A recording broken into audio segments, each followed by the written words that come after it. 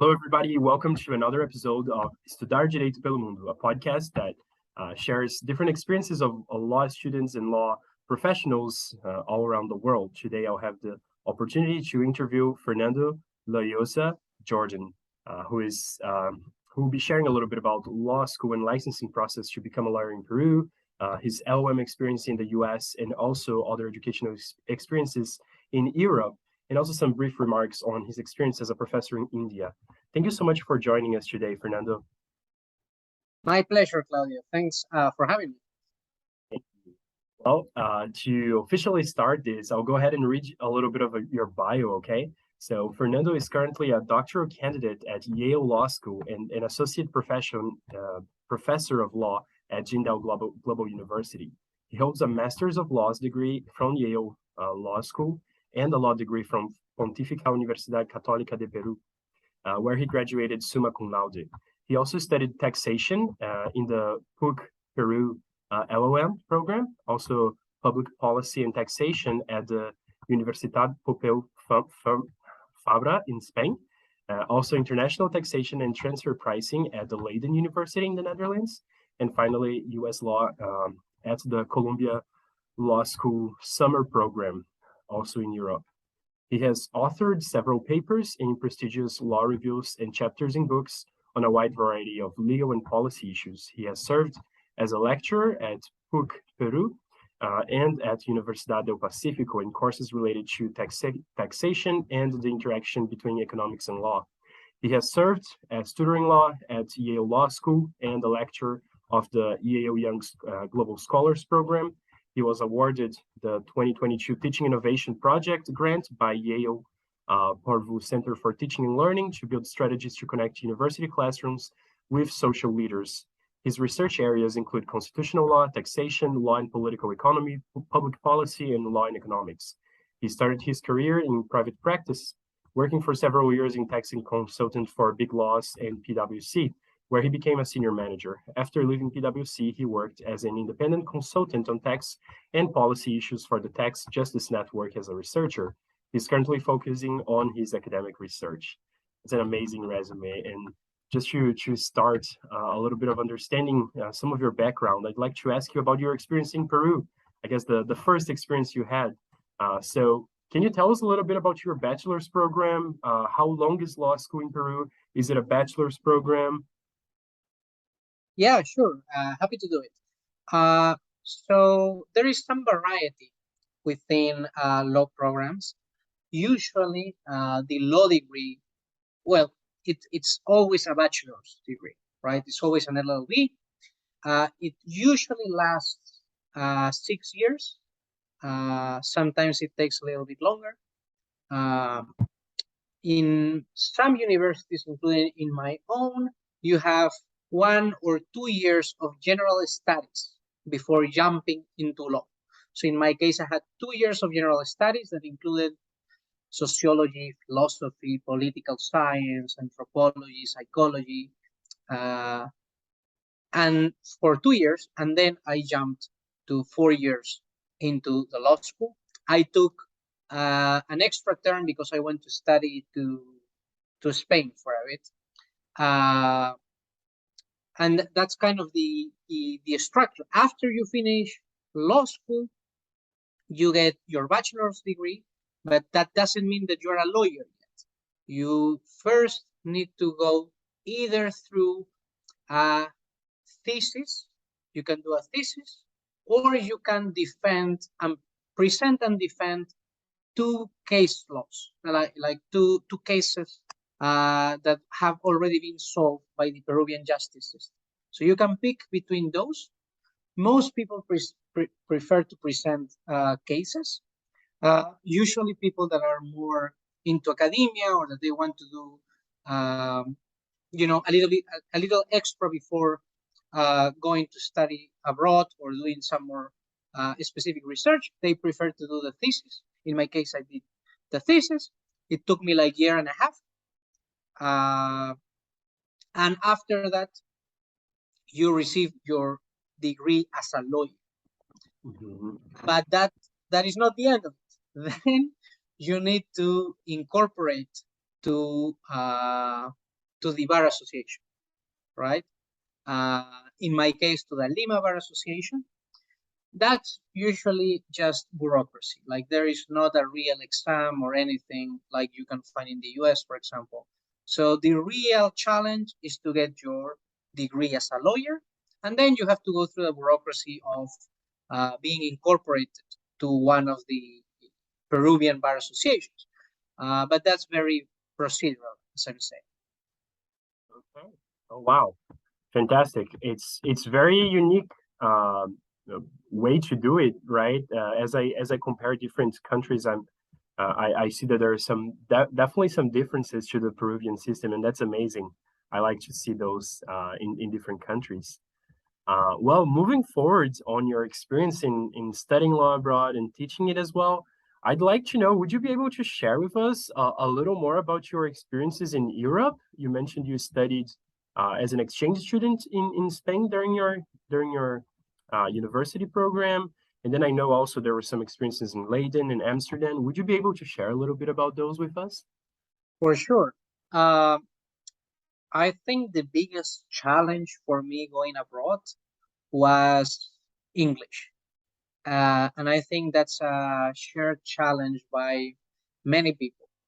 At least in Peru, all your education, unless you pay for very expensive private uh, high schools, your whole curriculum is on Spanish, right? You have an English class, of course, but your whole education is in Spanish. Your whole education in university is in Spanish.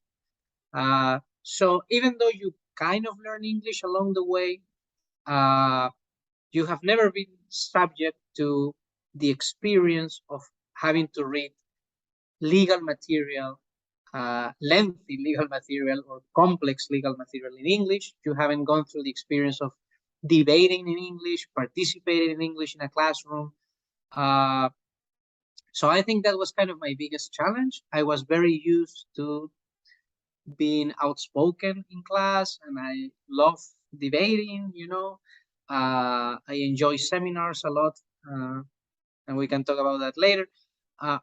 And it was, I felt, so uncomfortable in English. I think I still do, right? But I think that was my biggest challenge. And I think that's the challenge for a lot of Peruvians, right? I think in contrast with other Latin American countries in which you increasingly have your legal education with English materials, we are still kind of behind in that area, and that becomes a challenge, right? But moving forward from that challenge, the experience was an eye-opener for me, like getting to meet so many different people from so many different places, from every culture, every religion, so many different backgrounds. Barcelona, it's an amazing city, of course, and it was just such a great life experience beyond the academics. And in the academics, I think it was a great, solid experience, but especially I think it was a boost of confidence. I think in some cases, Latin American students don't know exactly where they stand in the world in terms of how smart they can be, or how eloquent they can be, or how much intellectual depth they have. You feel that you might be the best in your own country, but maybe outside that's just not enough. And I think that's not true at all. I think in general, my experience has been that Latin American law students do great when they go abroad. There might be some difficulties regarding coming to a new place, of course, like as always, moving yourself to a different part of the world can be tough, especially if you haven't done it before. But in my experience, Latin American students have always proven to be outstanding when they go abroad, and they have always been able to compete toe-to-toe with anyone from any part of That's amazing. Thank you so much for sharing that. As much of the audience are really Latin Americans, especially Brazilians, and I do relate a lot to you on what you're saying on the English proficiency challenges. A lot of people will talk to me and they will be like, "How can I practice? How can I get better? Because I feel like I've reached a plateau." And really having this exposition, having these opportunities, are the things that actually improve it. So it's kind of hard because you gotta kind of jump into it without being all ready, and then you get ready on the way. But it's amazing. Thank you so much for sharing that. And And if I get, Claudio, just it's also that if you if you were not educated in English, you also need to realize that you will never have a perfect accent. You will always commit mistakes with grammar, vocabulary, and so on. I'm teaching in English right now. I'm a law professor teaching in English. And I'm sure that I'm committing mistakes right now in this interview, as I'm sure that I have committed mistakes in my classroom today. And that's completely natural. It's completely natural to commit mistakes. The important thing is to be able to communicate your message across.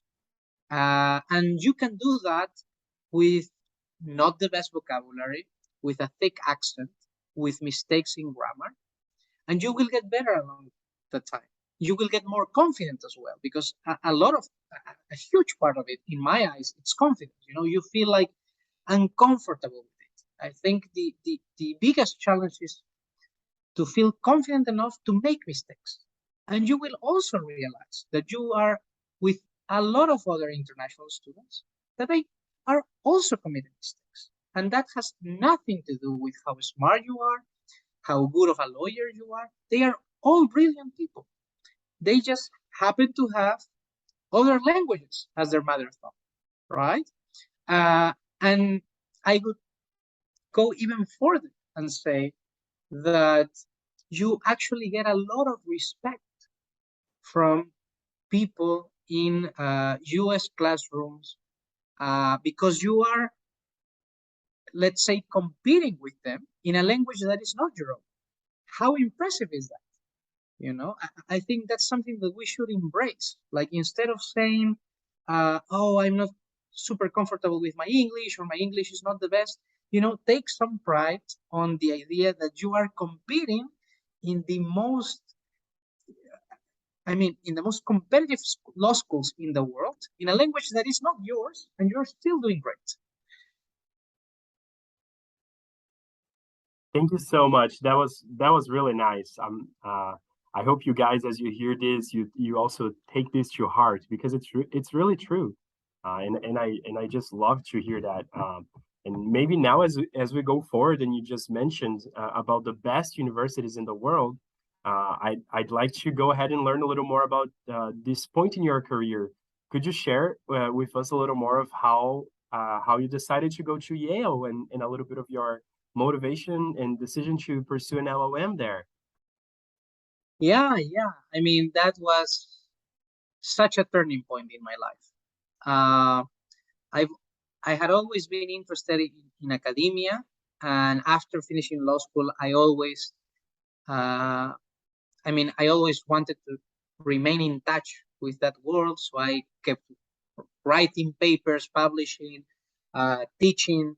Of course, not in an official, like, permanent position, but as a teaching fellow, as an adjunct professor, right? Um, and I just loved it, you know, like, I love teaching. I love being in the classroom with students. I love feeling how much I learn from them. I hope that they are learning a little bit from me as well. I love the fact that, you know, you can dedicate yourself to reading what you like, and to writing what you like, researching what you write. Give yourself space to ask interesting questions and try to solve them. So I always try to remain in that world. But while I was doing that, I was also in private practice. So after I finished law school, I worked in PwC, in PricewaterhouseCoopers, one of the big fours, in tax. So I did my career there. I left a couple of years ago when I was how old I was. Man, I'm old. When I was 28. And I really like it. I like the experience in private practice, but it was just not enough for me. And at some point, I felt that I wanted to do that transition to academia and or to a more academic setting at least, because in Latin America, it's, as you know, it's hard to be on academia full time. There are very few positions in which you can be an academic as a full-time professor because of the the budgetary constraints that so many of our universities have. So I wanted to do the transition, and I decided that the best way of doing the transition was to apply to an LLM. Also because by law in Peru, you need an LLM to teach in universities, like in a law school. That was a reform that happened a few years ago. So given all that context, I applied. I was looking for LLM opportunities, and I really didn't had a lot of guidance, right? Which it's also why I'm so happy to be part of this podcast and all the initiatives that have to do with sharing this information with people, because there are a lot of very talented people out there that they just don't know where to start, how to do it. They feel that they're like, how do all these people apply to all these scholarships and all these programs? Like, how do they get the information, right? And the sad response to that is that a lot of that is determined by the network that comes from family or university. If your parents went to study abroad, or if the friends of your family went to study abroad, you have a whole social capital behind that not everyone has. And no one in my family had the experience to study abroad.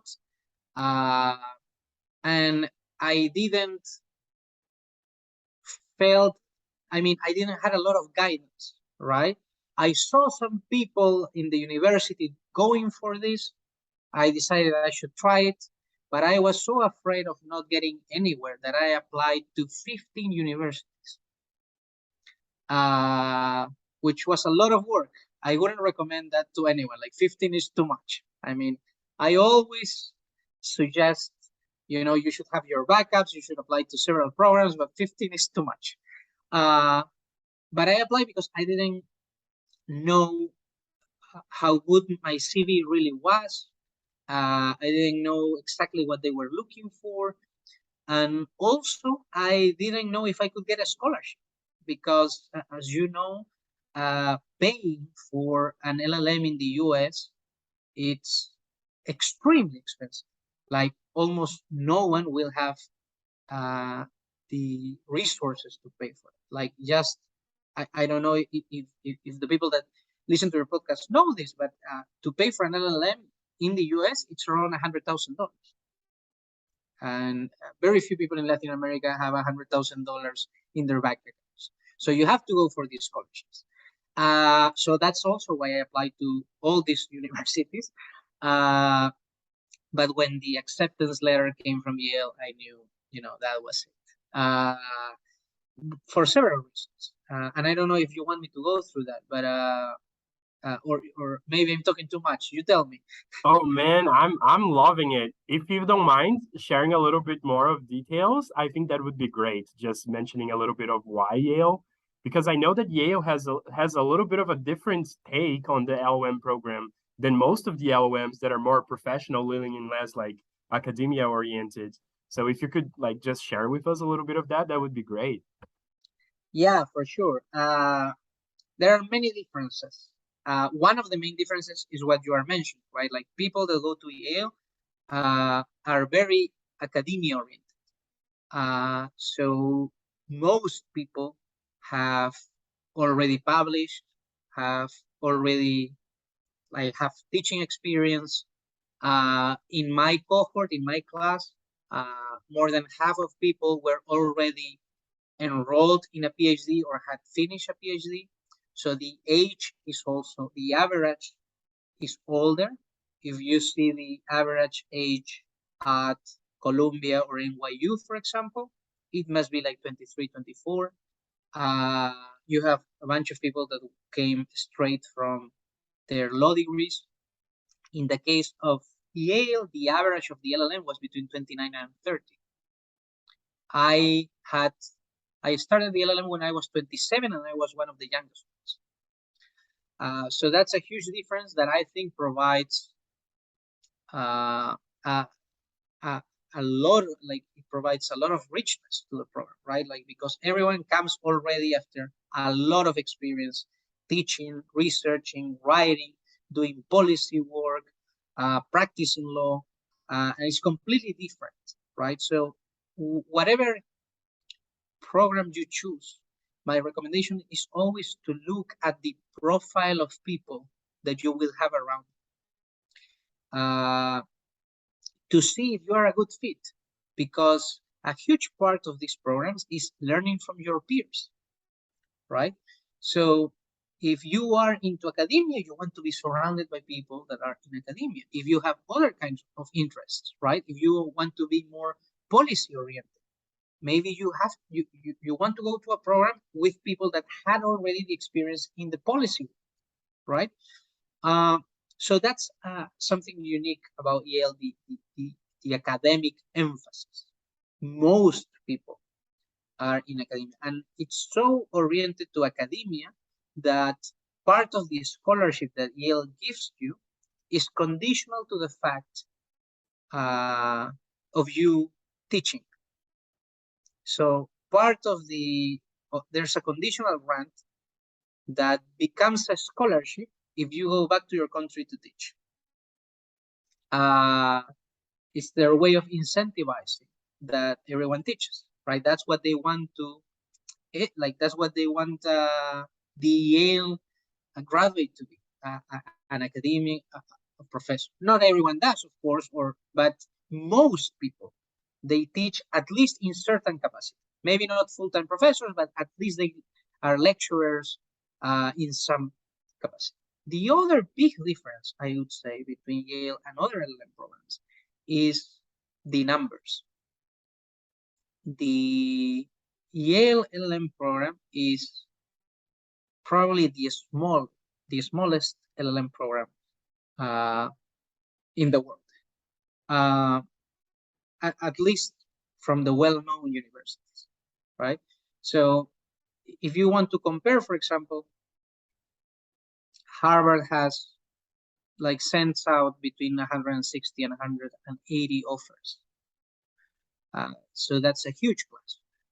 Yale usually accepts 20 something. So in my year, we were 23. That creates a completely different experience, because the group becomes much more closer.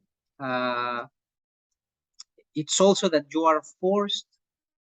I mean, forced is a bad word, right? But the context leads you to interact with everyone, right? So in huge programs, sometimes there is this tendency of, I mean, if you are from Latin America, you just hang with people from Latin America, right?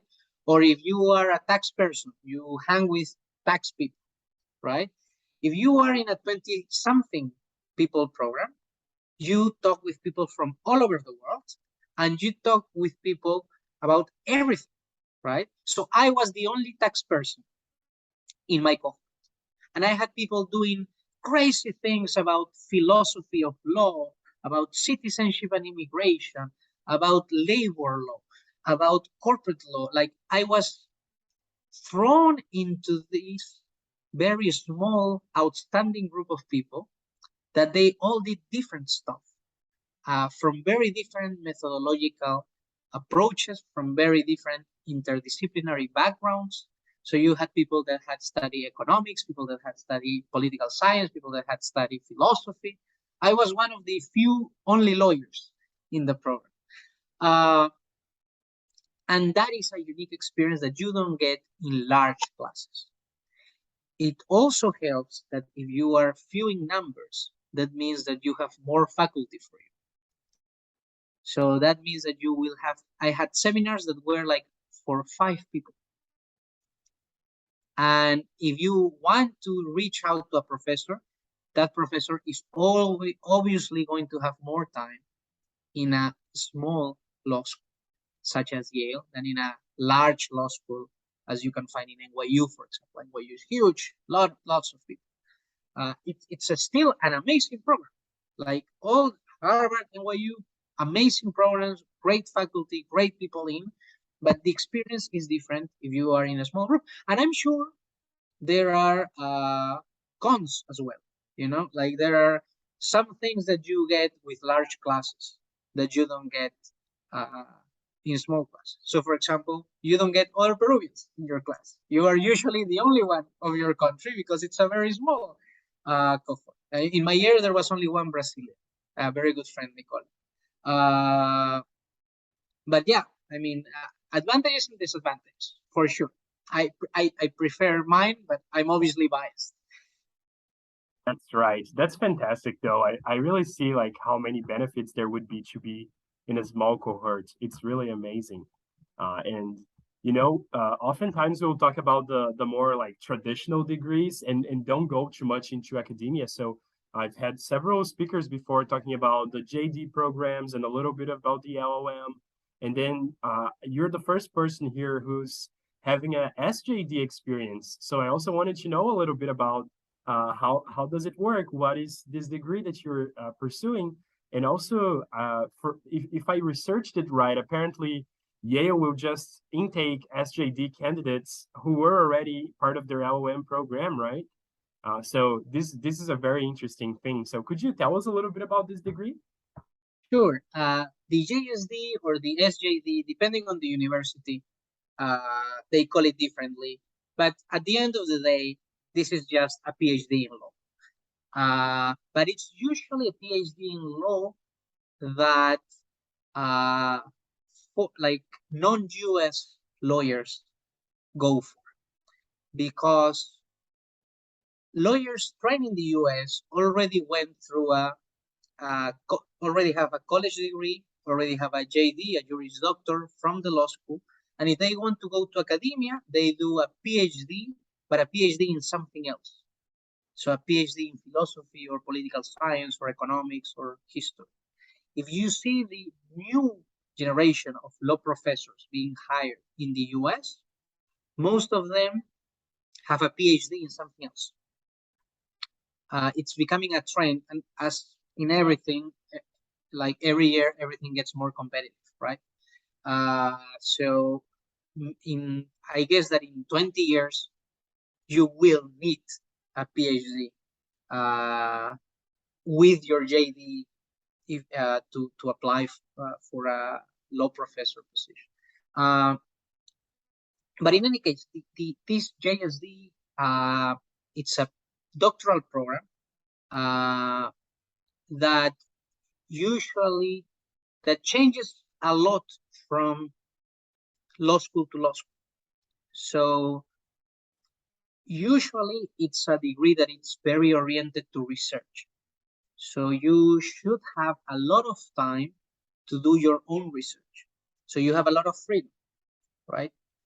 In some cases, in some JSDs, you have 1 year of course load, sometimes 2 years, and then the other 3 years to do the research as you wish. On the other extreme, you have Yale, in which you have no course load whatsoever. You have 5 years to do whatever you want. You should finish a thesis dissertation or 3 papers, but the process that you go through is completely up to you. You don't even have to be in New Haven.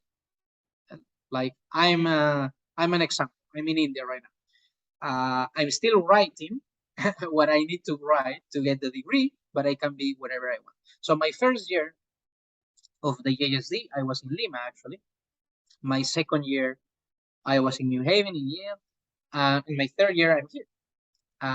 And my fourth year, I still don't know. But I can be at Yale, or I could be somewhere else. As long as I'm writing, and as long as I'm communicating with my advisor and my doctoral committee, and they are okay with the way I'm advancing, it's fine. But again, this changes a lot from program to program. The requirements also change. As you've mentioned, Yale is kind of unique because they only accept LLMs from Yale in their application process. But in other cases, it's not a requirement, like a formal requirement, but in reality, it's very hard to get a position unless you did or either the LLM or some kind of fellowship research position in the law school.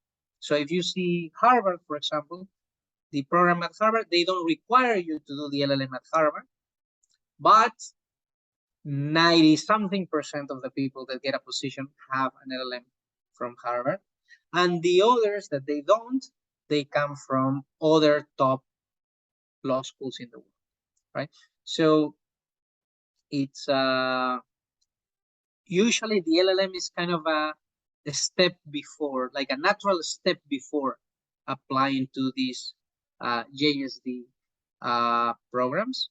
And after the JSD, some people, like, you are in a good position to go to the international academic legal market. And that means being a professor in the US, which is the most competitive legal market. It can be very hard. Not a lot of people can make it. But you have a lot of other places. You have JSDs that are hired in Canada, in Australia. You can always go back to your own country, for sure. A lot of people do that, and they become professors in their own countries. There are increasing opportunities in places such as Singapore, Hong Kong, China, that they want to have a more international faculty, and they are pushing for that. Ireland is also doing that. Netherlands are also doing it. So it's like it opens up for you the international academia legal market, to call it in some way. And then you choose, right? Or you can choose to go there directly, or you can maybe do a postdoc before applying for a permanent position. That is if you want to continue in academia. Some people finish their JSD and they feel, I want to do something more related to policy work, so they can go to international organizations. Some people go to the World Bank or to the IMF or to the United Nations or the OECD. Some people go back to their countries to do policy work for their own governments. Some people work for international NGOs. And some people even go to private practice, but that's the minority. Like, if you have gone through the hassle of, writing and researching 5 years, you are usually not a very big fan of private practice. But yeah, I don't know if this is helpful. Oh yeah, most definitely. It's very interesting because there is definitely I guess it really is like a funnel shape, right? Or a triangle where you have a lot of people who do the regular law degree LLB or the JD, and then less people will do an LM, and then like even less people will get to the advanced doctoral degree like a JSD or etc. So it's just very nice to kind of get the understanding of how a research degree and then it keeps going, because then you have to apply for a professorship. Right. Yeah, that's true. Exactly. Yeah. So it definitely it's a very niche field in a way. Well, I think those informations were really like valuable to understand this generally, and it's just amazing to have your perspective on it. I honestly really liked that you shared about the Latin Americans' place in the world, and a little bit about English as well. I feel like that's really source of motivation. So just wanted to really thank you for taking the time to share a little bit of the information with us today, and also keep the channel open for whenever you have news to share or anything that you'd like to share through here, you're always welcome to do that. So thank you once again, Dr. Fernando, for your time. Yes, Fernando. Dr. Fernando is my dad. I feel super old. So I always ask my students not to call me professor or sir or whatever those things. Fernando is okay, and it's been my pleasure. I enjoy it a lot. And let's keep in touch, Claude.